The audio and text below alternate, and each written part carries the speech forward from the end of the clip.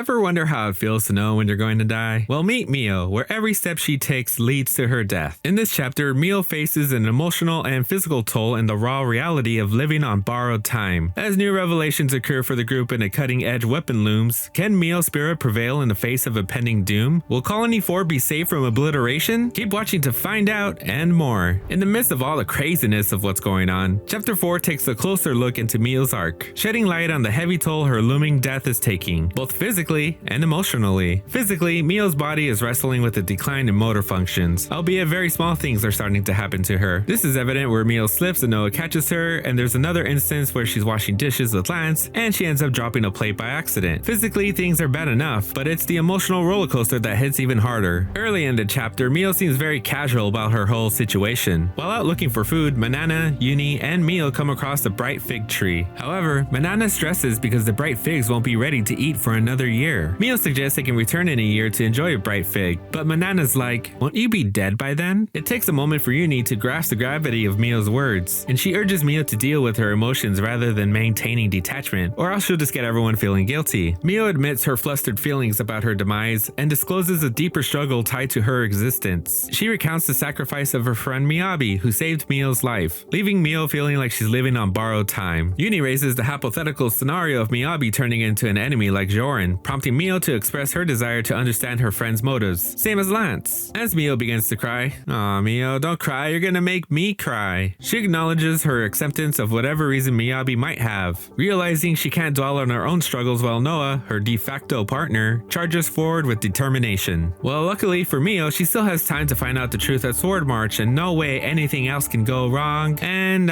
for Spark's sake, the group encounters an injured Borealis, where he divulges the crazy events that transpired at Kevis Castle. Ethel and Borealis make their way to the Regal Chambers, where they find the Queen of Kevis and Consul N, who looks awfully familiar. Jeez, who could that be? N isn't just any consul, he is the head honcho and also recognized as the Golden Consul, probably because he's a consul wearing gold armor. In a chilling unveiling, N exposes the Annihilator, a cutting-edge weapon harnessing groundbreaking advancements in the application of the annihilation effect. The Queen of Kevis reveals a sinister twist in their plans. The next target is not Agnes, but rather Colony 4. The reason Colony 4 is a target is because Ethel came into contact with Ouroboros, and N implies that they have been contaminated by them, and thus must be annihilated. The Queen emphasizes their nation's creed, stating, "Who struggles not in life deserves not to live." I guess that means me then, and grants Ethel a final chance, instructing her to destroy Ouroboros or else Colony 4 will be obliterated. Acknowledging the cunning nature of their enemy, N sends Consul O, P, and Ethel's rival, Smoldering Kamaravi from Agnes, to help with Ethel's new mission. In private, Ethel shares the castle's schematics, including those for the Annihilator, intending to find a way to resist. She tasks Borealis with informing Noah's group of the Queen's lethal intent. With this new information, the group postpones their journey to Sword March, deeming the castle crisis, especially with the Annihilator weapon in play, as more pressing. Noah, concerned about their imminent arrival at their destination, suggests a final equipment check, prompting Mio to make a sarcastic comment about the luxury of having time. Frustrated with the change of plans and the perceived slow pace, Mio questions what the heck is she even doing and expresses impatience. Noah attempts to reassure her, emphasizing the importance of their mission to the castle for the safety of the colonies. However, his efforts backfire, leading Mio to run off. What the spark?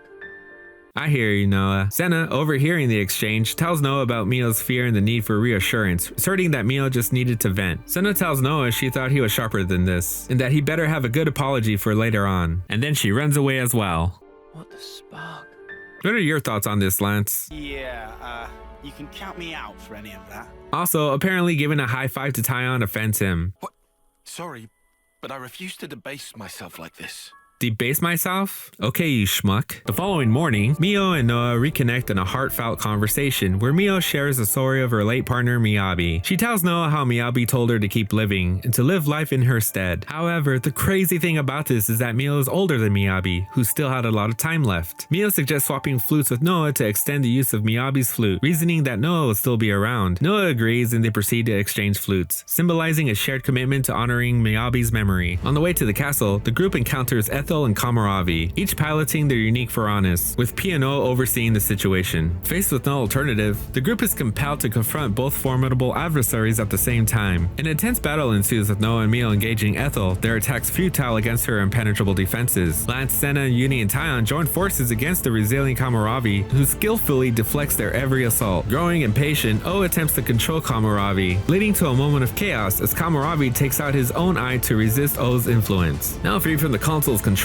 Ethel and Kamaravi turn their attention towards P&O and what the snuff is going on? You guys, why are you fighting each other? In a weird turn of events, the now liberated warriors decide to fight each other on their terms for the first time. Console P, understandably frustrated as I am, tries to exert control by sapping their life force. The group begins to go after the consoles, but Ethel blocks their intervention, declaring it too late, and in a shocking turn, Ethel and Kamaravi ultimately deliver a fatal blow to each other, concluding their destinies. So I guess they both win? Or lose? I don't know. In a desperate move, P and O resort to plan B, interlinking with each other. They begin to talk smack, but Mio isn't having any of it. With power like that, do they even need to merge to become Ouroboros? Mio tells them to stop toying with their lives as if it's some big game. The group, fueled by heightened conviction, retaliates fiercely against P and O. Their relentless assault pushes P and O to the brink of exploding, indicated by the telltale sound of prolonged interlinking. Tyon detects energy levels akin to an impending annihilation event, prompting the group to flee for safety. In a race against time, Noah and Mio break their interlink midair and drive Lucky 7 into the ground, causing the earth beneath P&O to vanish before triggering a massive explosion. With Mobius vanquished, Noah and Mio bid a farewell to Ethel and Kamaravi. The next morning, Noah and Mio start with their usual banter. Well,